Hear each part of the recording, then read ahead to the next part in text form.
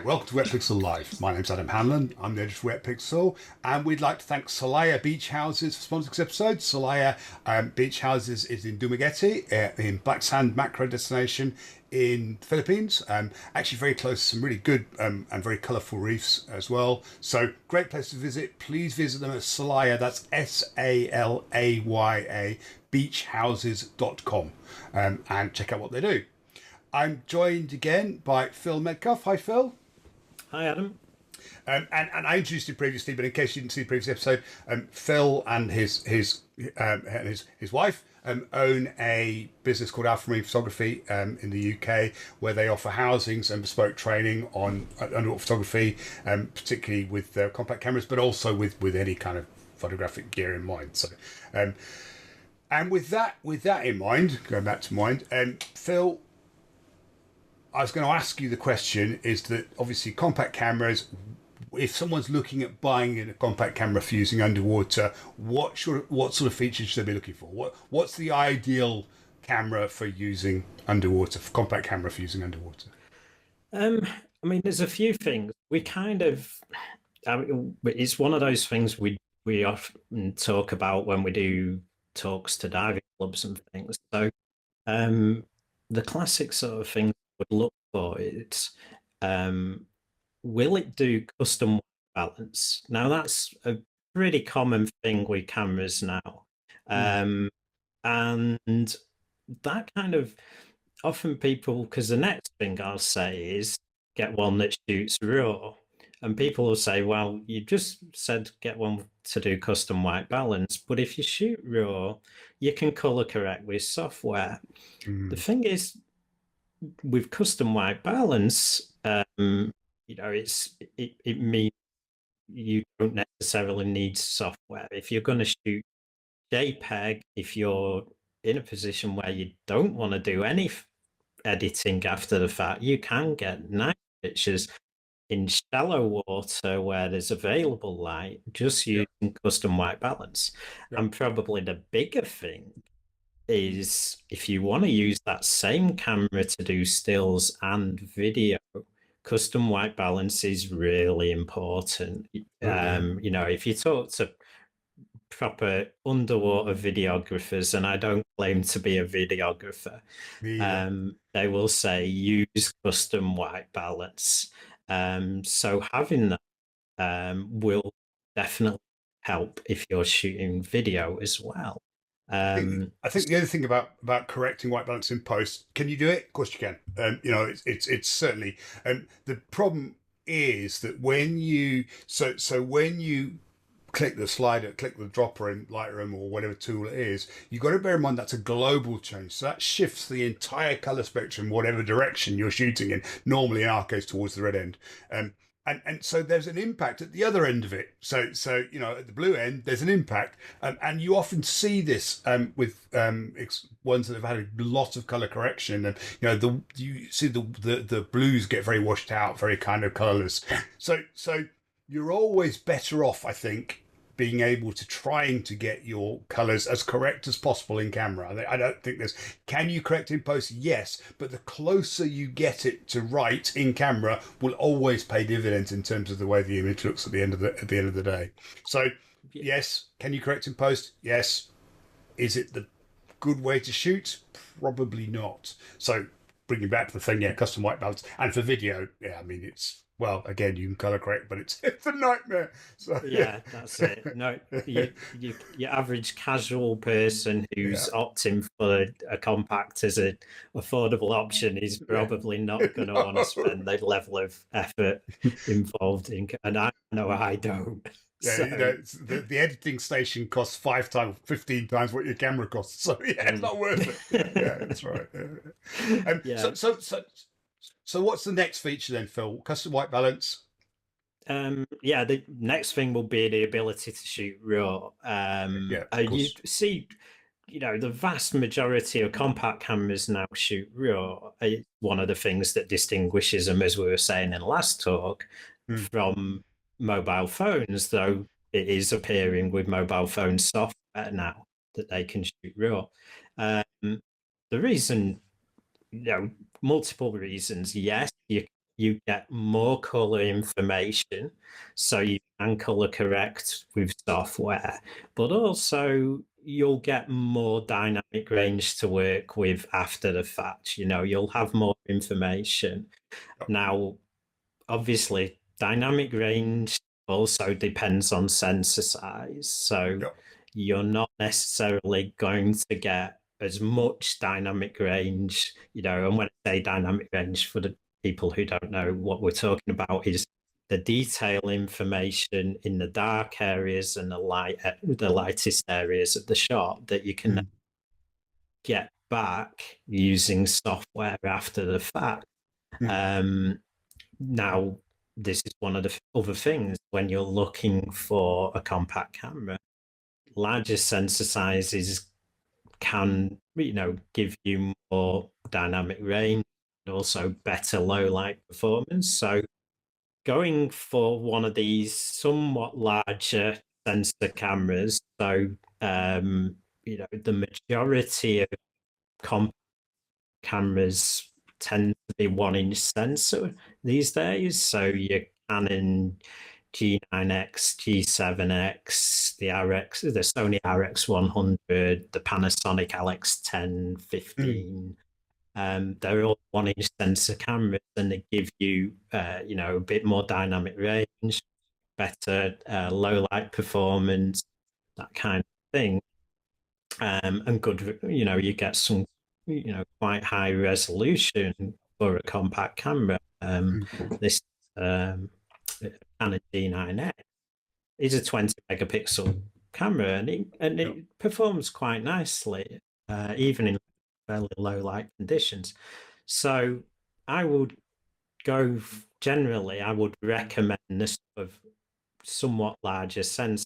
Say somewhat larger, because go too far and you start having other issues.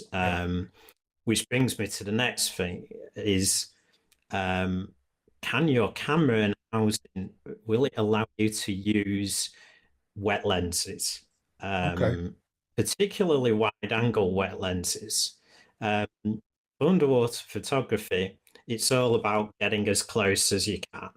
So if you can add a wide angle lens, what a wide angle wet lens does, it's a lens that fits onto the outside of your housing.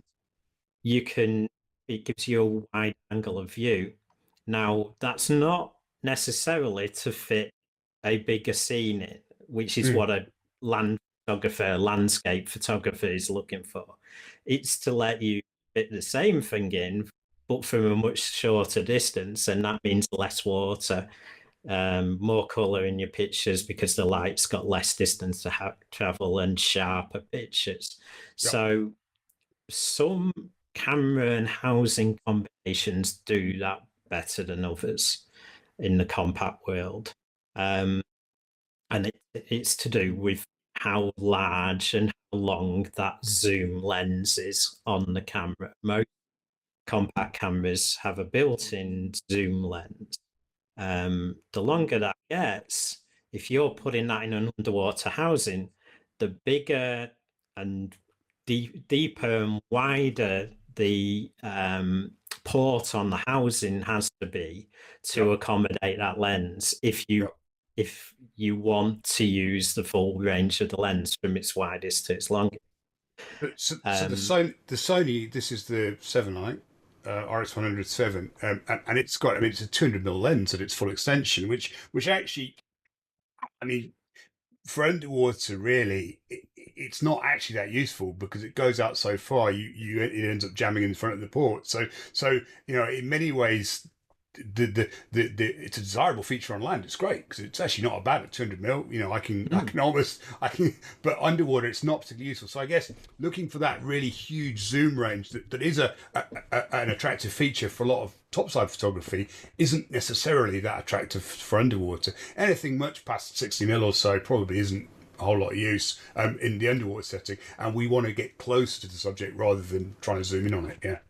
Yeah, and that's the thing. What we've seen with some manufacturers of underwater housings is they've opted to make a big, deep port. And what happens is when you put a wide angle lens on, you get vignetting, you get this dark corners or even almost down to a ring, Mm. um, because the the camera lens is basically seeing parts of the wide angle lens when you put Yeah. it in. So you then have to zoom in, and that takes away a lot of the effects, depending on how long your lens is. Because of that, some of the more forward-thinking manufacturers have chosen to make interchangeable ports Ports. Yeah. for their housings. But then you're in that kind of thing of, if I'm shooting wide angle, I have a short port on to use the wide angle wet lens. I'm committing more to do wide angle. Yeah. If I'm using the long lens, yeah, it's going to be better for macro, Yeah. the long port, but I'm committing to do macro. And one of the nice things with compacts is normally you don't have to commit. You can do macro and wide angle in one dive using Yeah. wet lenses. Yeah. So yeah, that's another thing to sort of think about.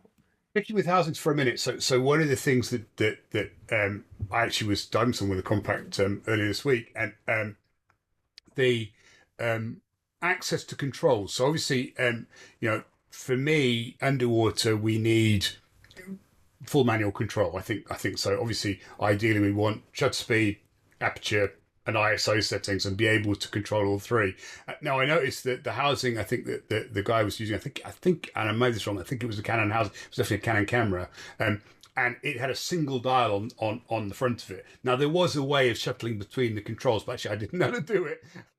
and it was complicated. It wasn't easy compared to possibly housings that are more bespoke, maybe, that would have multiple controls on them. I don't know. I don't know. That to me would make it easier. Certainly for someone who's not terribly used to compact cameras like me, that would have made life easier for me. So yeah.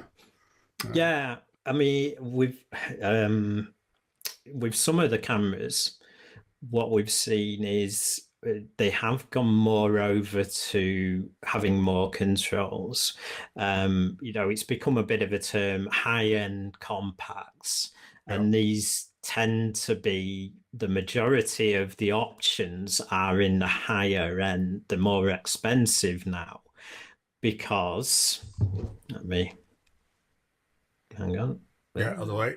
These horrible things have taken a big chunk of the lower end compact market. So what we're seeing are often cameras with quite complex controls are the options. And if a manufacturer of a housing is trying to keep their housing cheap, they often will not have the access to all the controls. Yeah. Now, a lot of manufacturers have been quite kind, and you can still, if you go into the camera menus, you can navigate and change all the settings still. Canon used to be very good at that. There was a wheel maybe on the back, but you couldn't operate in a housing. So instead you could hold the button down and press directions, and that would let you change things like the ISO, shutter speed, and things. But certainly, if you're choosing a camera, it's something to check. You see this if you look, and a lot of it is how much do you spend on the housing.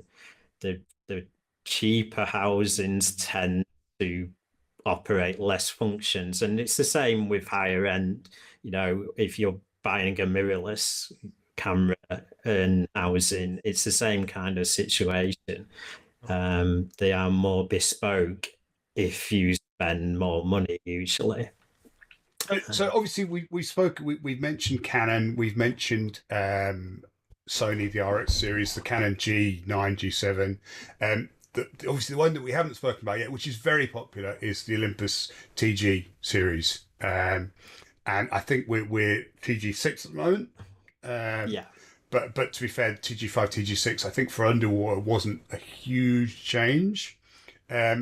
What's your thoughts about the TG series, Phil? What's They're a bit of an interesting thing, and they kind of, it's sort of another side effect of mobile phones. Mm. Um, Olympus, you know, as we were saying off camera, Olympus used to make cameras that compact cameras that would have fitted into what you would call high end, with a Yep. full manual mode and quite a lot of controls and a slightly larger sensor than the TGs. But they saw what they thought where the market was going was people wanted something as a substitute for the mobile phone camera that they could take anywhere. Yep. And that's what generated these TG tough cameras. Um, they are waterproof, they're impact resistant. They're designed to sort of take canoeing, skiing, places that people would walk at, taking a mobile phone to take pictures. Now, to meet that market, they've mostly, I think it's more forced by the demands of the making a waterproof camera. Mm. They've had to limit the abilities of that camera. Mm. So what we've got is a smaller sensor camera. So the sensor's the same size as a GoPro sensor.